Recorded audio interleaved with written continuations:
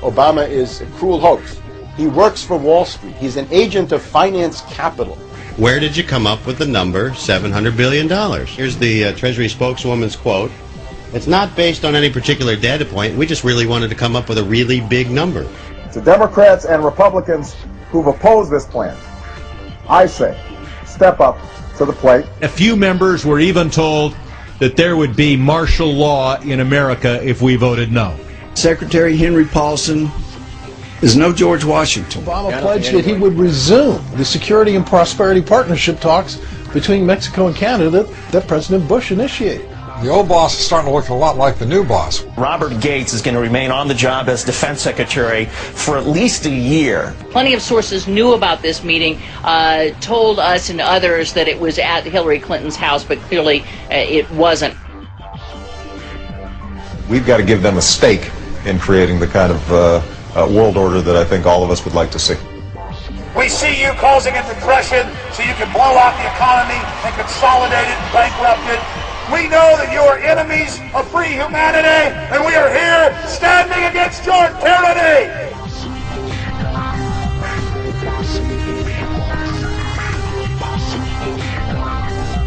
The Obama deception. The truth strikes back.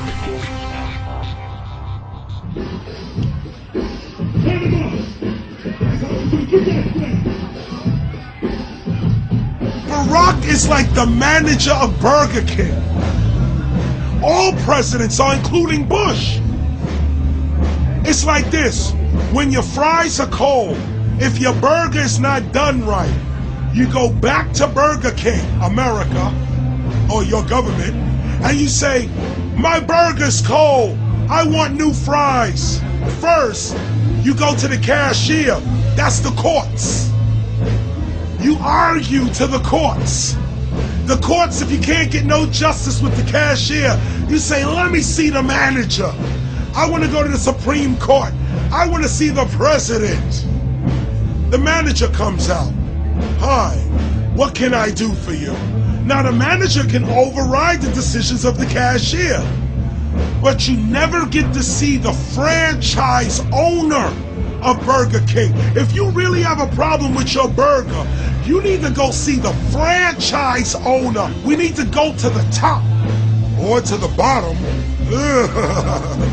We need to go to where the real architecture of government is. And it's not in a president. It's in a global scheme. Politics in America today is identical to pro wrestling. And what I mean by that is, in front of the cameras and the public, we all hate each other. I'm going to kick my opponent's butt. I'm going to whale him from here to high water and beat the crap out of him. Yet behind the scenes, we all are friends going out to dinner. Went to dinner together. And it's all a work. All intermarried. Show business. It's showbiz. And that's what you have today in politics. The Democrats and Republicans aren't really opposed to each other. Left and right mean nothing. The only thing that counts is, are you working for Wall Street or are you trying to defend the people against the financiers? It's pretty obvious that there's some gigantic financial institutions that have been pulling the strings of politicians in this country for a long time. And there's the fact that we have it set up where they can donate millions of dollars to these guys' funds, these guys' campaigns. I mean, how do we not expect it all to go bad? America in 2009 was desperate for change. The past 8 years had been a disaster. Those weapons of mass destruction got to be somewhere. Maybe under here.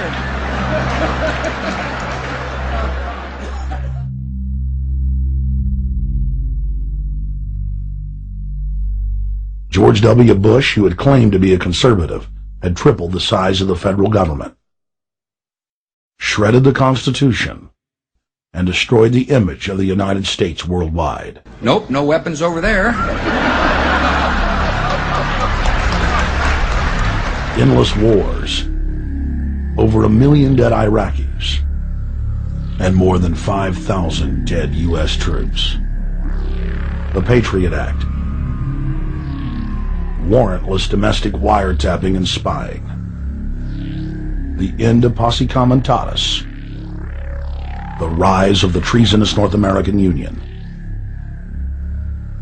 a deepening recession sliding towards total economic collapse. These factors and other abuses had the American people in a state of panic for their future and the very existence of the United States. The elite were in trouble. The people were beginning to see through their facade, past their front man, and to the ruling elite behind the throne. For the first time in U.S. history, both parties were universally hated. Congress had a 9% approval rating. The globalist agenda had stalled. And then, onto the scene came a man who promised change. Change we could all believe in. Barack H. Obama promised to end the war and bring our troops home fast. He pledged to uphold the Constitution and to stop the federal government from spying on the American people. Candidate Obama told American workers that he was going to get them out of NAFTA and GATT. And he's already breaking those promises. In this film, we will prove that Obama says one thing and does another, and that he works for the very same elite interests that Bush served, the very interest engineering the financial collapse and formation of a dictatorial world government. This film is not about left or right. It is nonpartisan. Our past documentary films are among some of the most damning indictments of George W. Bush and his administration that have ever been made. If humanity has any hope of effecting real change for the better, it will not come from the Madison Avenue false reality makers who have cast Barack Obama as the savior of the world. To alter our course from tyranny to liberty, to defeat the corrupt elite, we must get past the puppets and confront the real power structure of the planet. Now we can see a new world coming into view. A world in which there is the very real prospect of a new world order. Webster Griffin Tarpley is an accomplished geopolitical analyst and historian. Among his scholarly works are the unauthorized biographies of George Herbert Walker Bush and Barack Hussein Obama. Since Bush the elder made his speech at the United Nations back in September of 1990 talking about the New World Order, I think I've become confused about what's actually going on in the world. The New World Order is a more palatable name for the Anglo-American world empire. It's the planetary domination of London, New York, Washington over the rest of the world. It's hard to get people to join that or think they have a part in it if you call it the Anglo-American world empire. If you call it the New World Order, then people in India or someplace like that or the European Union might think, well, there's something in that for us too. But that's not what it is. It's the Anglo-American New World Order. It's really the old world order. It's the British Empire morphing into the American Empire. The U.S.-British world empire is what you're going to get. Combines of powerful men have always battled with each other over the levers of power. Gerald Celente is recognized as one of the world's foremost trends forecasters and is the founder of the Trends Research Institute. People that are knowledgeable know that the fight that this country has been waging since its inception is for the central bankers not to take over the country. And that's why people like Andrew Jackson were elected. And that's why people revere people like Thomas Jefferson and others. The takeover's happened, and it's a corporate takeover. Agents of the Bank of England attempted to assassinate President Andrew Jackson on multiple occasions because of his resistance against a private central bank being set up in the United States. And it was something that Abraham Lincoln warned. And this is, by the way, why I believe he was assassinated. This is the Lincoln quote. The money powers prey upon the nation in times of peace and conspire against it in times of adversity. It is more despotic than monarchy, more insolent than autocracy, more selfish than bureaucracy. I see in the near future a crisis approaching that unnerves me and causes me to tremble for the safety of my country.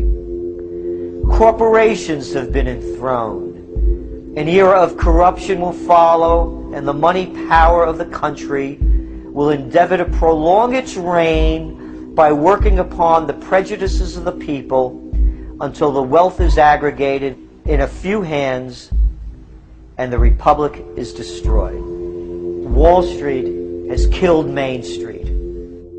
So I know how unpopular it is to be seen as helping banks right now, especially when everyone is suffering in part from their bad decisions. I promise you, I get it. Up until about the Kennedy assassination and the beginning of the war in Vietnam, the United States is a very powerful engine for world progress. It's the assassinations, the Kennedy assassination, and the others in the 1960s, the beginning of the Vietnam War, and the beginning of the absolute domination of the Wall Street group over every other interest. Nobody else counts except the Wall Street money masters. That has now made the United States into no longer a force for progress, but something very different, often a force for destruction in the world. The military-industrial complex has taken over the country along with the Wall Street gang. If you look also at the people that Obama has put on his appointments list, it's all Wall Street. It's government of Wall Street, by Wall Street, and for Wall Street. There's nobody from heavy industry. There's nobody from the auto sector, nobody from Silicon Valley, nobody from big oil, nobody from defense, no labor, no women, no retirees, no small business, nothing. It's pure Wall Street. The only people who have a voice in Obama's councils are Wall Street finance oligarchs. That's all there is. Nobody else counts for anything under Obama. It's the most extreme. The other thing about the American presidency you've got to remember is that this is a puppet post. It's automatically going to be a puppet post. The idea that Obama is somebody who's going to come in and exercise real authority when he's obviously been chosen and given everything that he's got by these financiers. Presidents are now little more than corporate pitchmen who take all the political heat. While the controllers build executive power structure, the president serves the military-industrial complex. It's self-owned by the international bankers. If there's a revolution, the population just throws out the prime minister or president. The elite stays in power because the public is never aware of who the real enemy is. In Evian, France in 1991, standing before the Bilderberg Group, the apex of the world government power structure, David Rockefeller defined the New World Order as a system of world government serving the international banking elite. For decades, the banker-owned media would attack anyone who dared to warn the public that a dictatorial world government was being constructed right under their nose. Ron Paul's brother, Wayne Paul. 1913, the Federal Reserve Act was passed, floor of the House, where 3 members of Congress were on the floor. At that time, they only needed a majority of votes to pass it. So in 1913, the Federal Reserve Act was passed. 20 years later, 1933, under Roosevelt, the United States was declared bankrupt. And in 1933, the Federal Reserve private bank says, okay, USA, what are you going to pledge as collateral on the debt you owe me? What happened by 1936? Does anybody know? We instituted Social Security system, and you and I and our children and our children's children were pledged as collateral on the debt of our government to the Federal Reserve. And that's where we're at today.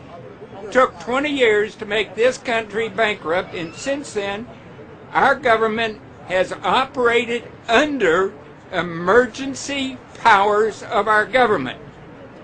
It is not the president that makes the decision in this country. It's the Secretary of Treasury who turns around and is put in there by the Federal Reserve to manage the bankruptcy. We've been in bankruptcy ever since. So to print $700 billion and to give it away, how do they get away with it? The manager of the bankruptcy is told by the Federal Reserve this is the way to go. Consolidated, bankrupted.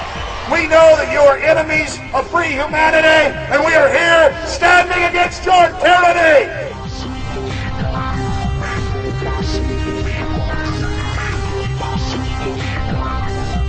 The Obama deception. The truth strikes back.